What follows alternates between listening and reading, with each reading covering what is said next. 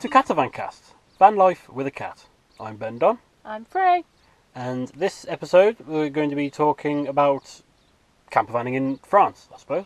Yep. Might as well start at the beginning. Start at the beginning. So this will sort of set the precedent for episodes going forward. We'll take it country by country in the order that we did it, really. Did our trip. Yeah. We didn't do all the countries, but we did most of them on our route. Indeed. Certainly all the big campervan places, or motorhoming places, however you want to call it. So I suppose, and obviously this will all be done from the perspective of British citizens travelling in a British registered vehicle. Pre-Brexit. Pre-Brexit. Yes, of course, there's that. So we're recording. So we're recording this during a time where no one can travel, and by the time anyone can travel, all the rules will have probably changed. Yeah. So this is probably useless. Excellent. Fantastic. At least we've told people now. Yes. They can tune out. Yeah. So with that in mind, first things first is getting there. So there is a fairly large, not insignificant body of water between the British Isles and France. Yes. About 30 miles, I think. About 30 miles. And there's only really two options to get there. Either by ferry, yes, or on the Eurotunnel. Because the Eurotunnel is probably, well, depending on where you're going. Certainly where we were going, it would be more convenient. Because it takes you further inland. You can get on it further away from the coast in England, and you get off it further away from the coast in France. Okay. Because it doesn't just go from coast to coast. Mm. Obviously the ferry does, but I think the ferry was, what, about £80 cheaper? Yeah, it was £84 for both of us, plus the van. There you go. So, and it takes about an hour, yes, if that, to get. I think it's just under an hour, isn't it? I think It's so. about an hour. So it depends how choppy the waters are. Exactly. Yeah, and it's, you can actually get out on the... I'd like to go on the Eurotunnel, say, on the way back, just for the experience, because I've never done it. I've never done it, no. No. But when you're on the ferry, I'm sure there are refreshments on the Eurotunnel, but you can't go outside and have a look at the sights. No. There are no sights. You're in a concrete tunnel, which I think they missed a trick. They should have done it like the big tunnels in the Sea Life Centre. Made them... Yeah, glass. make it see-through. Although there'd be see-through Maybe. of the channel, where it would just be a lot of murk. Yeah, a lot of grey. Yeah. Fun fact, did you know that the tunnel was actually built from both sides and then met in the middle? Was it? Yes. Wow, did you learn that from an episode of QI that we watched I together? So before going, I suppose maybe this should have come first, because before going to France, this is true for most European countries, you need certain equipment in your car. Indeed. It is a legal requirement, and you can buy EU driving kits. How much did ours cost? About £20? I think so, yeah, 25. Yeah, they're not too. I think. They're not too expensive, but it's a lot cheaper to buy one of these kits than it is to be stopped by the police and not have them. Indeed. Because you will face fines. And these include a breathalyzer. Yeah. Now, that's less common, but that is, I think it's like it says on there, I think it's like a €25 fine on the spot if you don't have your breathalyzer on you. €11. Oh, okay, maybe not. So you need to have a breathalyzer on you. There's a warning triangle for if you have to break it down. Yep. A high-vis vest. Coming from the UK, you will need reflector stickers for your headlights.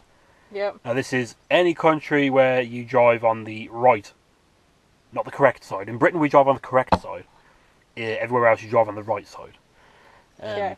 So when you're driving on the right, you need special reflectors on your headlights so you don't dazzle other cars. What else is in that kit? Warning triangle, fluorescent safety vest, which you've already said. Yes. Breathalyzers, spare bulbs. Oh, for your headlights? Yes. Spare headlight bulbs, yeah. And that's all included in the kit? That's all in the kit. Okay, so you have to get a specific kit for your... I'm not need to so know. sure. I'm not so sure. Because there wasn't, when I bought that one, there wasn't any mention of it, if that makes sense. Oh, there were just bulbs in there. They're just bulbs in there, Oh, so, okay. yeah. But those are the three big ones. So if you break down, you can be safe. Yeah. You can put in your high-vis vest, you put your warning triangle. I think it's 10 metres behind your vehicle. Yes. Yeah. 10 metres behind your vehicle, and if your bulb breaks, you've got bulbs. And Yes. if you're drunk, the police don't have to bring their own breathalyzer, I suppose. I guess. Maybe it's more hygienic. For France, also, your high-vis vest has to be within reach of you as the driver. Oh, so you can't keep it in the boot? No. You've got to be under your driver's seat. Yeah, or in exactly. the door You have to pocket. be able to reach it without, like, taking your belt getting out off. of the seat, yeah. Makes sense. Whereas the passenger one, or, however many others you have, once you've got yours on, you can then get out of the vehicle and get the others. So, yeah. Have at least one accessible. Yeah. Other things you'll need driving, I imagine this counts for any foreign vehicle in France. You will need the physical copy, your original copy, of your registration document. Yep. Which for British vehicles is the V5, so not a photocopy. No. Although if you are travelling, it's obviously advisable to take a photocopy in case it gets stolen. And your insurance certificate, which is that the green thing? Yes, it can. So before leaving the UK, if you get in contact with your insurer, especially with Brexit looming and how long we were going to be out, they recommended that we have this document called a green card, which lists that you will be travelling in every single country where that green card is valid, and you do have to give them a list of countries that you're going to receive that. Okay. Yeah. And so that's you need to have that as well. I would also recommend having your insurance documents printed and having those with you. Yeah, that's not a legal requirement, but if it comes up. Yeah. So it's basically proof that the vehicle is yours and proof that it is insured by somebody.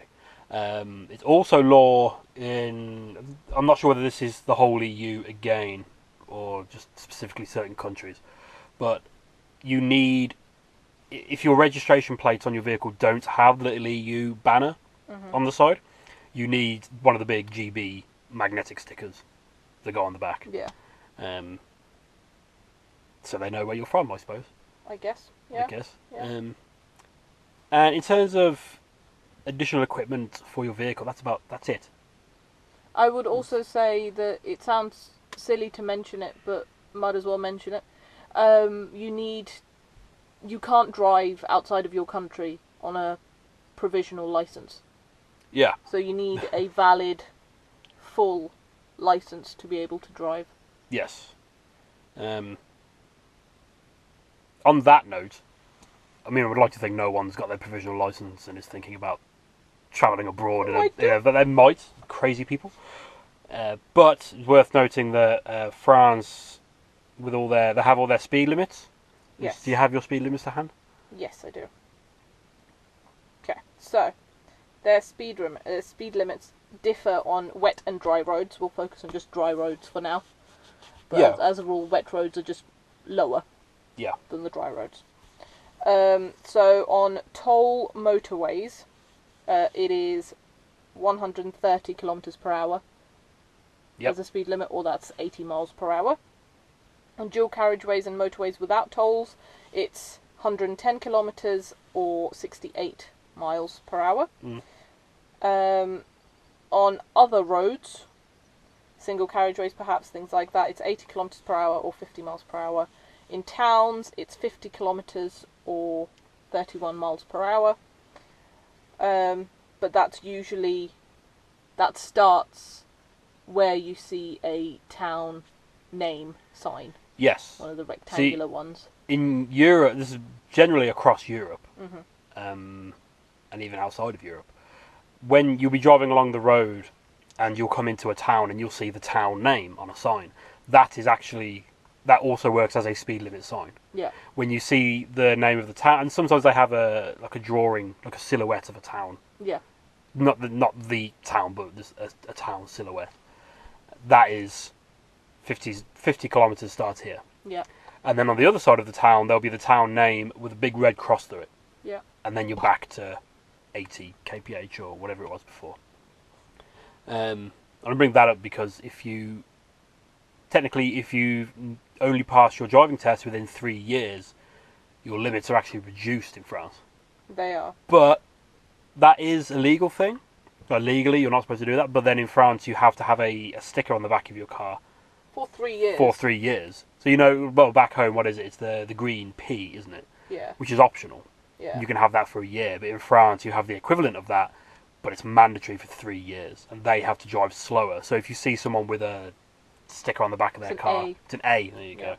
And they're driving a bit slower than the speed limit, and you're getting fed up, that's why they're legally not allowed to go any faster than that. Yeah. So we touched on toll roads. We don't need to get into all the tiny little nitty-gritty details about laws and things. No. The thing with the toll roads, now this ties in with getting the ferry to Calais. So we got from Dover to Calais. Mm-hmm. And we headed straight down towards France. And you get on this road, and we didn't realise it was a toll road. Nope. But that's just the way we went. Yeah. It was a very nice road. Now the toll roads are very good. I think they're just like a motorway, really, but a little bit quieter because, well, we'll get to that. It's a toll road. But a good tip for people in campervans, motorhomes, they do have service areas like petrol stations, places to get food, things like that. We didn't stop in any in France, but they do have what they call airs. Yeah. Which are little rest areas, but they have toilet blocks, they have sinks and drinking water and bins and things, and you are allowed to sleep there. Mm-hmm. A lot of truckers do that, and it's quiet enough, to separate. It's off the road. It's not just a lay-by. It's completely off the road, and there's trees enough to try and deaf out the sound of the toll road. So we stopped in one of them. It was very nice, very quiet. We didn't spend the night in one. No, we had breakfast. We had breakfast there, yeah. But we didn't realise it was a toll road. We only realised when we came off the toll road and there was a booth. Yeah. And we were on there for about an hour, I think. Mm. And it cost us €27. That's burned in my mind. That's over 200 days ago. And that... yes. Not stopped going on about not it. But no, there were no signs when we got on that road to say it was a toll road. There was... nothing as you're driving along reminding you that it's a toll road. You just come off, and obviously they've taken I don't know whether they took a picture of us when we got on, and then when you get off, it's flagged in the system. Maybe because obviously it was the first time that either of us. Maybe we missed the sign. Yeah, that's what I mean. So. But just I'd say watch out for it, but I don't know what to watch out for.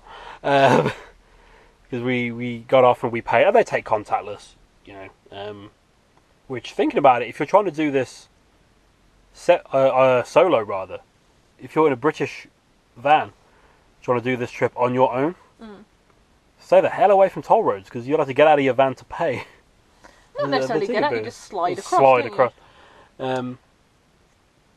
But yeah, the toll roads are very expensive in France. They're very good roads, but they're very expensive. They're notorious for being expensive as well. Any traveller, anybody who's been on a French toll road will say that it's probably the most expensive that they've ever used. Yeah, but luckily most sat-navs have the avoid toll option. Yeah.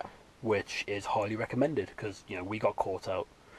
Is to say that the toll roads... So they do have the rest areas, or have the service stations. Of course, we started avoiding the toll roads. Now, just for point of reference, we came into Calais, we went down to Paris, and then we sort of headed north-east towards Luxembourg. Mm-hmm. So we just did a bit of the northern region. We also dipped back in later on to Lille. Yeah. But from our experience in northern France, once you come off the motorways and the toll roads, petrol stations can be very limited. Yeah, they're few and far. Very few and far between. We didn't have that in the south of France. Not so much, no. But northern France, we're going to cover the south of France in a separate thing. Yeah, when we get there chronologically. Because that's a very different experience with the north of France. But yes, so don't think, maybe we should get fuel. We'll go to the next one. Yeah. If you see a petrol station, use it. Speaking of, in France, petrol or diesel, whichever. Diesel is cheaper than petrol. Pretty much everywhere, actually. Yeah, across most of Europe. Britain is one of the anomalies in that. But yeah, don't chance it. No. And it is cheaper than in the UK. Again, I'm going to be comparing things to the UK because that's our point of reference. It is cheaper. It's not the cheapest in Europe, but it's not the most expensive either. No. It's reasonably well priced. People driving in roads, you don't really have to drive any differently to anywhere else, to the UK rather. Not really, no. No one's especially aggressive, there's no weird rules. It's just you're on the other side of the road. Yeah. And that takes a little bit of getting used to. Again, obviously, if you end up driving during rush hour on a Friday, that's going to be, hectic and crazy, but I think most of our driving, it's just the way that it's ended up. We kind of tend to do it when there's less people on the road. Yes. So it works out for us. Which... No, that doesn't really bring in. I'm sorry, looking at the notes, I'll skip some steps. So, move on to campsite availability. I'm listing this now because France is, I think more than other European countries, so heavily geared towards accommodating motorhomes and campervans. There are campsites everywhere. It took us to get to Greece, and we bought, was it the Caravan, or the Campervan Club? ACSI is the acronym for it. And the ACSI camper book, and that's 2 books. It was like €20, I think. Yeah. And it's 2 books that just list every campsite that's part of this scheme. The good thing with that scheme is that the book has the set prices for you. Yeah, they're standardised prices, and as far as I can tell, the campsites themselves are standardised. Like somebody. Yeah, there's a quality you can expect. Yeah. From these campsites because they're listed. So you get 2 books, and it's like 2/3 of one of these books is just for France. Like, you will not struggle to find somewhere in France. We did not stay in any campsites in France, but we didn't have to. No. Again, you have all the airs on the toll roads, but then, as we'll get to later on, you have, I think we need a term, just like a campervan parking spot. What should we got, like a campervan service area. Okay. Because they have, like where we'll come to it better, but like where we stayed in Reims. Yeah. They have plenty of places in and around cities which are dedicated to parking spaces specifically for motorhomes and campervans, and there are services specifically for them there. Yeah. Which we'll touch on in Reims because that's the first time we experienced one. Because the other thing to worry about in France when you're driving around is emission zones and toll roads. Yeah. No, congestion charges is what you mean. Sorry, congestion charges, yes. We mentioned in the first episode that there are many apps where you can put in the details and emissions list of your vehicle, and it will tell you where these areas are and whether or not you can go in them. I think Germany's probably the worst, and France is... Well, except Italy. Italy's its own thing. Italy's just, yeah. We'll get to that. With the exception of Italy. Yes. France is one of the worst for these places. And so I suppose chronologically, the first place we went to was Paris. And Paris has a great big ring road that goes all the way around it. Basically anywhere within that you need... Well, it is an emission zone. Yeah.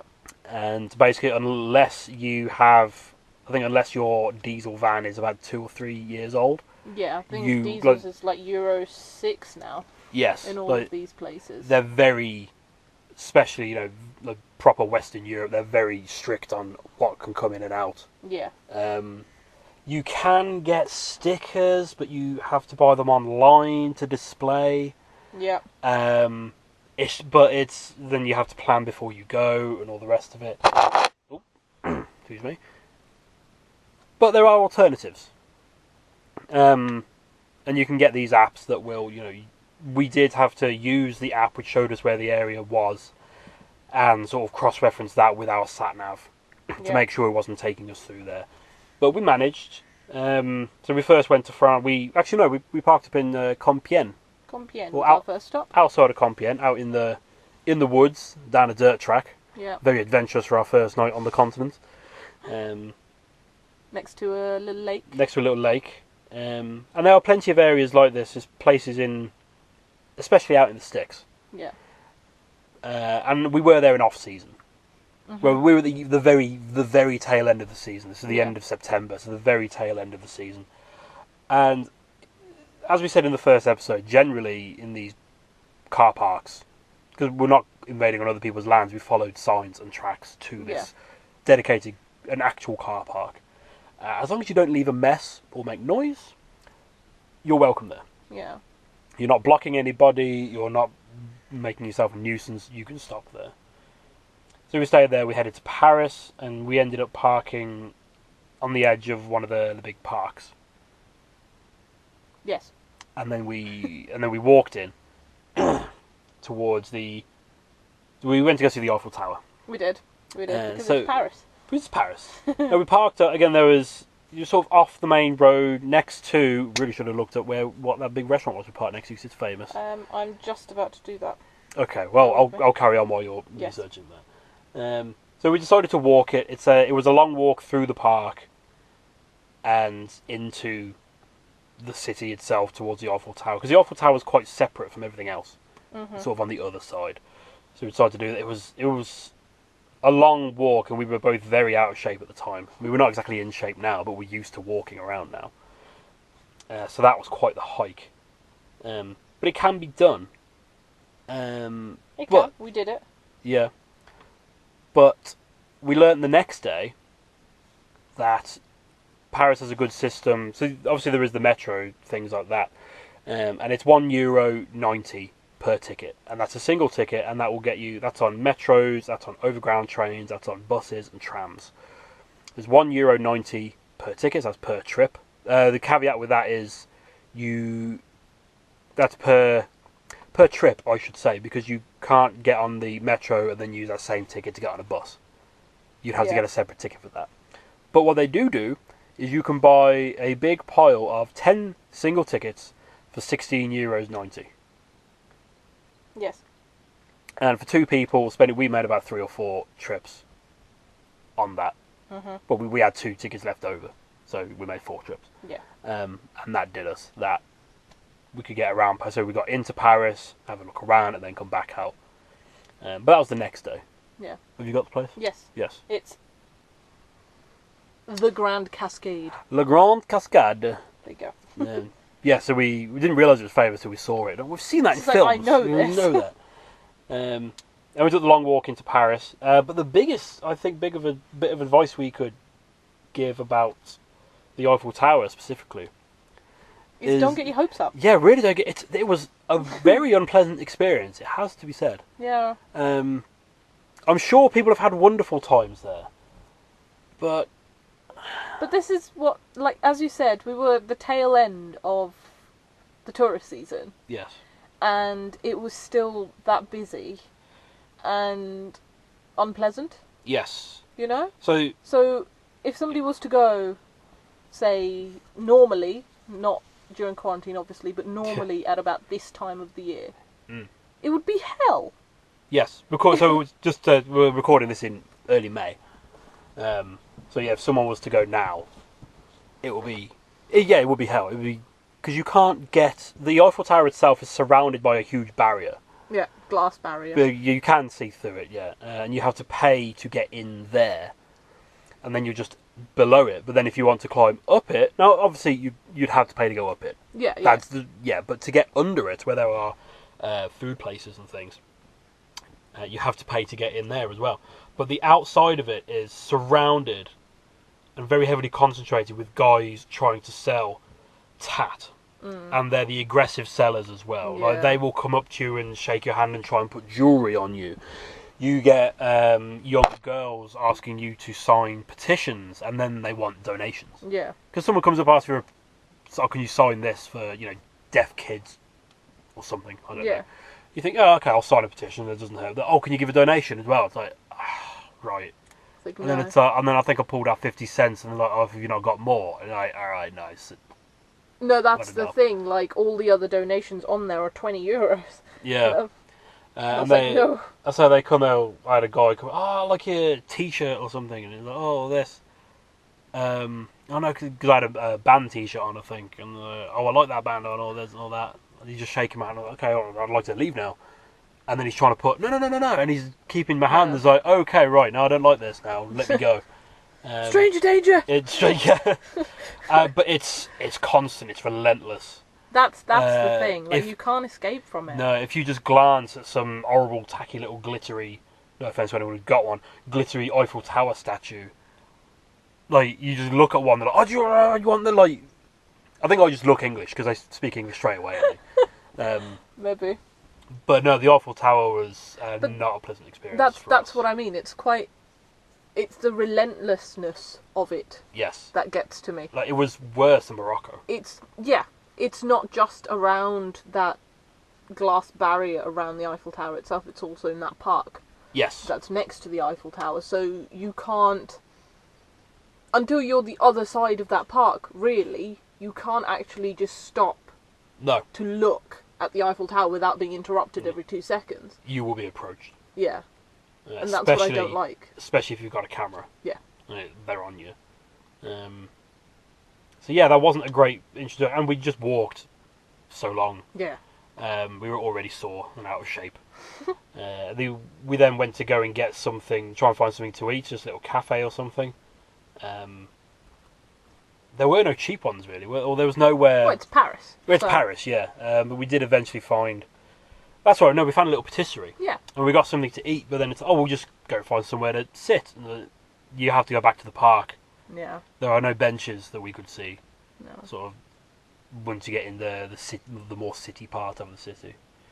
And that was essentially our first day. Now there was nothing saying we couldn't have parked for the night. That's the name of the app, says park for the night. I think we could have stopped there for the night, but it's right next to a main road. Yeah. So we actually went out. We ended up stopping somewhere near Disneyland. Accidentally. Although, stumbled across Disneyland. But anyone who knows, we actually went quite a long way out of Paris to get there. But we wanted somewhere quiet and out of the way. And I know, it was also because we were meeting my friends the next morning. Oh, well, yeah, and we were meeting. Yeah, and they were camping near there anyway. So. That's right, yeah. And we ended up accidentally getting fuel at Disneyland. And they have their own petrol station. Again, we were struggling to find a petrol station. Yes, one thing we'd learned, and the piece of advice we give, is Google will tell you where petrol stations are. It will not know whether they're open or not. Yeah. Because this one said it was open, and we got there, and it was... not only did it look closed, it looked abandoned. Yeah. It was in some car park of a hotel or something as well, wasn't it? Yes, so we came right the way out of Paris to spend the night, but then we went back to Paris. We ended up parking on the opposite side of the city. Yep, next to Chateau de Vincent. And Chateau de Vincent. That's that. And there was actually a bit of a tip. There's a road there which is lined by trees. It's a big straight road, and there are lots of campervans parked there. I think some people sort of live there. Which had an odd vibe to it. It did. Like, you kind of think, plenty of vans are parked here. This must be safe. But then you think some of these people might live here. Does that mean it's safer or less safe? Yeah, no. Not sure. But this is when we found out about the 10 single tickets thing. For, let's say, $16.90, that's less than £15. Yeah. And that's for 2 people. So for the 2 of us, it was 5 trips. Yeah. So 1 to get in, 1 to get out, and 3 to get around. And we went back in, and we went to see... we saw the town hall, or city hall rather. Yeah. Which is right next to Notre Dame, which obviously there's been less than a year, I think, since the fire. Yeah. So that was... Well, it's only been a year recently, hasn't it? I think so, yeah. Yeah. And we just, we wandered around Paris seeing the sights. We went to the central mosque. Oh, yeah. Which, the thing with the mosque, because we ended up seeing a lot of cathedrals in Europe. Paris wasn't one because the big one, is under repair. Yeah. So we went to the mosque. The thing to remember if you want to go and visit the mosque, beautiful buildings. Yeah. All the because you have the whole courtyards and all the decorations and everything else, but there are dress codes. Yes, of course. Just be respectful. Yes. It's the same as any other religious place. Yeah, the more orthodox countries have dress codes for churches. Yeah. But this, like, a woman was trying to get in. I think she had a skirt on. Yeah. But it was a short skirt. It was above her knee. Yeah, so That's and just not they okay. have guys there like, no, sorry, could you cover up? Women have to cover their head up. Interesting though, if you are of the Muslim faith, you get in for free. Yeah, it's a mosque. Yeah. Otherwise, I can't remember how much it was. Like €5, I think it was. I think it was even less than that. I think it It was more like was $3. a couple of euros. Yeah. Certainly was cheap enough to not really worry about. Yeah. Going in there. And then we went to the Arc de Triomphe, which is hell on earth. It's fantastic. I like the Arc de Triomphe. Like the Arc de Triomphe. I mean, the Arc de Triomphe itself, because there's an underground path that gets you. Because it's basically a big roundabout. Yeah. Which goes off in, like, was it 9 directions? 12. 12, okay, even worse.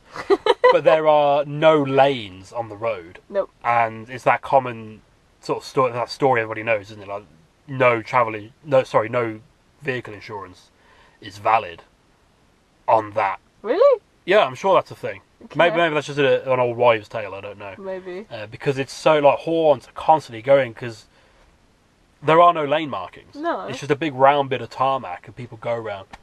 Yeah, but it's beautiful chaos. It really is.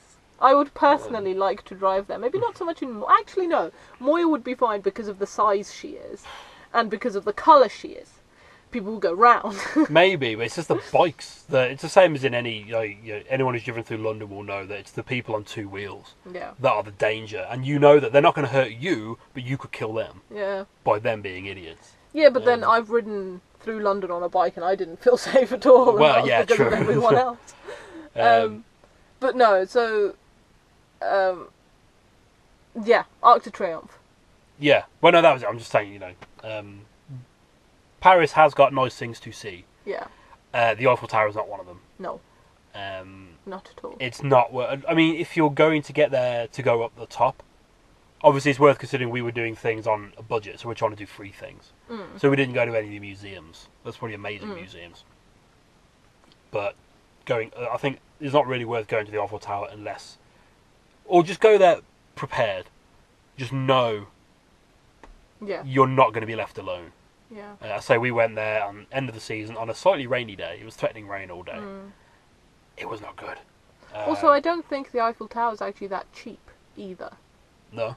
No, Probably not, from what I remember. So as you say, it's like one cost to get to the bottom, Yes. like just to the base of the tower. Yeah. And then it's another cost to go halfway up, I think. Yes. And then it's another cost to go all the way to the top. Yes. So if you want to do all of those things, Yeah. that's a lot of money. Bring your wallet. Bring your life savings. But yeah, so we did that, and then we left the city. And so we were heading towards Luxembourg. We got stuck in like a major Oh, we got stuck on the ring traffic road, jam. didn't we? Yeah. Yeah. I remember I was driving. Yeah.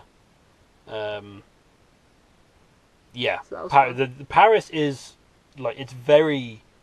there are... I say, we had a better day the second day. Yeah, definitely. We didn't mention Sacré-Cœur. That was like one of my favourite parts. Oh, of course, we went to Sacré-Cœur as well, yeah. A lot of stairs. Lots of stairs. If you want to buy a padlock, there are plenty of people there to sell you padlocks. Because I don't know whether it's just a European thing, I don't know. but like padlocks on bridges. Yeah. Or railings, sorry. So there's no bridges in Sacré-Cœur, it's on top of a hill. But there's some very steep steps to get there. Yeah. And then before you've caught your breath, there's about 3 blokes. What about a padlock? No, thank you. I'm fine for blocks. But if you need a padlock, it's, I do need one. Or you can spend like €10 on one and write on it. And there's probably another bloke walking around selling Sharpies as well. Wouldn't be So surprised. you can write your initials on the lock and stick it on a railing for no one to look at. But beautiful views of the city from up there, I think. Yes, we did have a much That was better. nice. We'd have a much better day the second day in Paris. But Paris isn't as romantic as everybody makes out to be. Getting on the ring road. Excuse me, my voice is breaking. Finally, getting on the ring road really drives home. Like, it's not around the touristy bits. They do their best, Yeah. but it's not a very pleasant city. No. I'm sure people have had completely different experiences, but this isn't just from this experience. I had to go to Paris for work not long before leaving for this trip, and yeah, it's not great. So we left, and we ended up in Reims. Now, was there any particular reason we went to Reims? Reims was just on the way. It was just on the way. Between Paris and Luxembourg, really. Yeah. There's Reims and then Metz if you come out a little bit, but we Yes. didn't want to come out that way. We just wanted to carry on straight to Yeah. Luxembourg. But Reims was... It was about halfway. Yes. Ish. But we didn't drive straight to Reims that evening, did we? Because it was evening, but it was night by the time we left Paris. Yes. But even with Reims... Yeah, I think we got there during the day. It was late afternoon when we got to Reims. It was, yes. But one of the reasons we stopped in Reims is because it was halfway, and because it had one of these motorhome, campervan service areas. And laundry. And laundry, yes, there's Yes. a laundrette. We had to start thinking about that sort of thing fairly quick. Now, if you use the Park for Night app, the good areas, they have icons for different levels of motorhome areas, whether they're free or you have to pay for them, or they're just discharge points. So the discharge points, they have signs for them on the roads in Europe. Yeah. And it's a picture of a motorhome with an arrow pointing out into a bucket of water at the bottom. So that's your discharge point. And a lot of the time, those places will have dedicated parking spaces attached to them. Mm-hmm. Now, the one in Reims, because again, emissions charges, we couldn't drive into Reims. But Reims is a small enough place. We could park. This one was at the university. It was, yeah. Just round the back. And there were about 8, I want to say, parking spaces for motorhomes. Mm-hmm. So you park in there. Now, it was a bit inconvenient. Well, it wasn't. The service point was at the opposite side of the building. Yeah, it was by the entrance. By the entrance. Yeah. So you come in, you go past the service point, and you go around the back. But there's a fresh water point, so you can fill up on drinking water. There's a drain basin, so you park over to discharge your grey water. Yeah. And there's a covered thing to discharge your black water. Oh, God, stop touching that. So you can fill up on all your water, you can discharge all the stuff you don't want. And then it was about a 15-minute walk to the cathedral in the middle of town. And it turns out Reims is like a whole load of history, doesn't it? Yeah, loads and loads. It's where Back to the Romans. That's where the French monarchy used to be crowned. Yes, at Reims Cathedral. And there's Roman ruins there. Yep, you've got Port de Mars. There's also somewhere used to be a temple of Mars, I think. Yes. It was... some stuff in Reims was under construction at the time. As was most of Europe. But yeah, we found out if you're going to Europe in the off-season, like, parking is a lot easier. Mm-hmm. There's a lot more parking available to you, but that is when they do all their restoration works and construction works. Yeah. When there's less tourists. There's a nice superhero cafe crepe place. Was that in Reims? Yeah, we sat outside. I remember that. I didn't think that was in Reims. That's Reims, near the fountain. Yeah. There you go. But yes, Reims was a pleasant little surprise on the way to Luxembourg. Yes. And then the road from there to Luxembourg is essentially just a big load of tarmac. With memorials. Because you go past the town of, or through Verdun, rather, which is obviously a big World War One site. Yeah, you sort of realise then this is where all the trenches were. A lot of people died here in the last 100 years. Yep. Well, more than 100 years now. World War One, yeah. We didn't stop at any of those because we were a bit rushed the first part of this trip because of visa requirements or visa time slots for Russia. Yeah. So we had to get through this all fairly quick. And we carried on to Luxembourg, which we won't talk about this episode. But then later on, so we went from Luxembourg into Belgium, and then we dipped back into Lille to meet your friends again on the way back from their rally trip. Lille, again, because it's France, emission zones, you can't drive into the centre. It's not as bad as Paris. No. It's a smaller area that you're not allowed in. And this is why it's really worth getting an app, because some towns and cities will have emission zones, But say Hamburg, for example, is the best example I can think of. It's literally a stretch of one road that you can't go down, and you will get fined if you do. So Lille wasn't as bad, and we found a place up out of the city, sort of near along the canal. I think it was. Yeah, it was the other side of the canal. Yeah, it was. There are buses, but where we were, sort of near an industrial area, we couldn't find any connecting any bus stops or anything that we could understand. But it was about a half-hour walk. It wasn't bad. Into the city. It wasn't too bad, and it wasn't a bad night's sleep either, considering it was just. We didn't sleep. No, we drove out, didn't we? Sorry. Yeah. Okay. Well, we'll come back to that then. And yeah, I mean, I'm worried that if we just start describing all these cities we go to in Western Europe, they're going to get very similar. Maybe. Because they're all quite similar. Lille had its own character. I've been to Lille before with school when I was younger for like a Christmas market. But like Lille Cathedral stands out massively. Yes. Because it's got such a modern facade. Yes. On such an old yes. building. And I'd say that's definitely worth going to if you're into cathedrals and that kind of architecture. And then Lille Town Centre, at the time they had those fantasy Mexican-inspired animal statue things. There was an exhibition in conjunction with a Mexican town or city. Yeah. And so they had the one of the main roads which led to the train station, wasn't it? It was lined with these huge sculptures. Brightly coloured, weird fancy Mexican, like you said. Yeah. And there was also a protest going on. Was it nurses? Yes. I think it was nurses. The guy came and he spoke enough English to explain what was going on. They basically wanted a pay increase because they now have to do specialist work with certain children. So the children with like extra special needs, they weren't getting the financial support they needed to help them properly. And we'll happily sign those petitions because the guy just wanted names. Yeah. He wasn't asking for money. And you could tell it was a proper protest. Had all the people out. We thought it was some sort of party going on. Everybody's dressed as... what's this? Everybody's dressed as doctors. Oh no, it's a protest. Okay, fair enough. Sorry.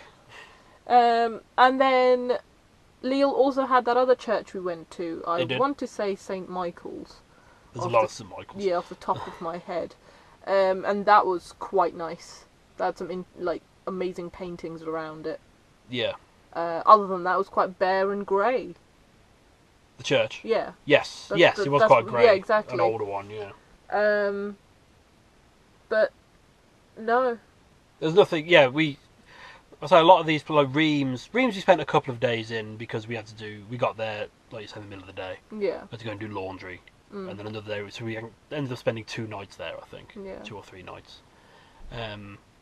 Lille, we only spent the 1 day in. Yeah. Again, because we had to get to Russia and in and out of Russia, and we were trying to do things cheap, so we were not going into museums. No. We're not really eating out. We'll get a coffee here and there. And we try and have, each new country we go to, we try and have, like, sample their cuisine. Yes. A little bit if we can. Yes. So we had crepes. Yes. But it's worth noting, funnily enough, I only picked this up in Morocco because Morocco basically has the same general etiquette as France for these sort of things. But going into a cafe or something, that you find yourself a seat and sit down. Yes. And they will come and serve you. Yes. So you don't walk in and wait to be seated. It's probably different unless there's a sign there saying please wait to be seated. You just go in and sit down, and they will realise you're sat there. Yeah. And they'll come and sort you out. And then you have to ask for the bill as well at the end. Yes. So weirdly, it's the same in Morocco. Well, it's not weird. Well, it's not weird. There's no French colony. Yeah. I say in terms of the north of France, that's all we did, and that's about all there is to it. Yeah. The risk of rabbiting on about nothing. But it's a good first country to go to because they are so accommodating to motorhomes and camper vans. Like if you want, we could have gone to a campsite to get electric hookup and to do laundry and things like that.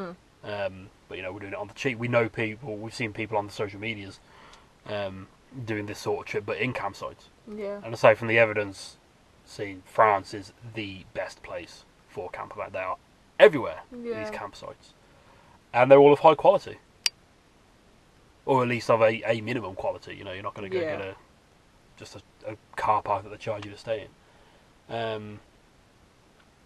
And I say Lille, we didn't feel too comfortable about stopping where we parked. Where we parked for the day was fine, but it was like a little car park in amongst a load of flats. Yeah. No, we didn't feel especially threatened there. We just felt like we were more in the way. Yeah. But it's not a small vehicle. No, so. it's a big camper van. Well, it's a big van with a box sticking off the back of it. Yeah. But so we did just drive out, and they have some nature, kind of like a green belt sort of initiative around Lille. And there were car parks out there, and again, same thing. As long as you're out in the middle of nowhere, so as long as you don't make a mess, as long as you don't make noise, people are happy enough to have you there. Yeah. And that's the thing. There are lots of places, not necessarily in France, or more in the Mediterranean side of things, where there are car parks that have specifically state no motorhomes or campervans, and that's because people go there and make mess and make noise. So don't be that guy. Don't ruin it for everybody else. Just and that extends to people getting tables and chairs out and setting up a camp. So I know you're in a camper van, camp in the van. Yeah. Don't get at a campsite. Yeah, it's for that. But when you're wild camping, don't do that, because then it upsets people, and then they'll start banning people. So that's about it for Northern France. I think. Next episode we'll be doing Luxembourg, which Luxembourg may be a little bit shorter, but because it's a small country. It is. But I could go on for days. Yes. So yeah, again, if we've missed something obvious, or if you really want to argue that the Eiffel Tower is the best place to go in the world ever, or anything else, got any questions, I say we'll be doing these on a country by country basis in the order we did them. Just basically to try and give everybody as much of an understanding as the country if they're planning to go there themselves. Yes. So if you have any questions for us, you can find us on Facebook at Catavan UK. You can follow us on Instagram, which is at Catavan UK. UK. We are on YouTube.